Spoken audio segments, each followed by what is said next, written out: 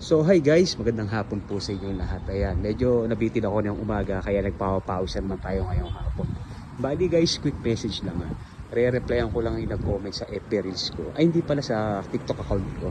Na hindi naman daw lahat kailangan iasa mo kay God. Exactly, hindi naman dapat lahat. Kailangan tulungan mo rin yung sarili mo. Hindi mo kailangan ibigay ang full weight ng problema mo sa kanya o mga pinagdadaanan mo.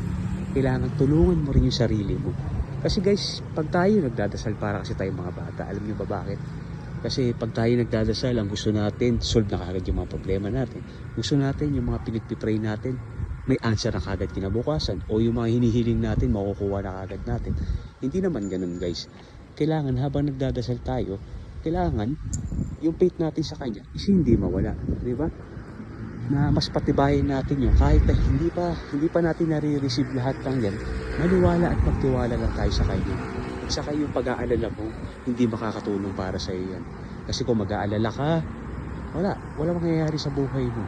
Manghihina ka, puro negatibo papasok sa isip mo, iikli ang buhay mo, masasayang yung buhay mo.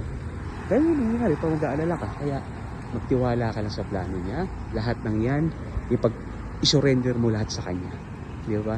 Kasi ang pag-aalala para ka nakaupo sa isang tumba-tumba eh. Gumagalaw ka lang, pero walang nangyayari sa buhay mo.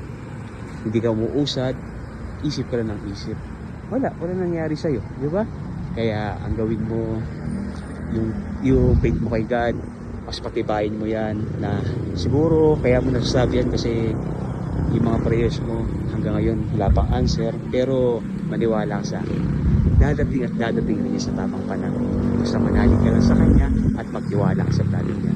So God bless sa'yo and keep safe. Kaya masali ka sa prayers ko ha. Bye.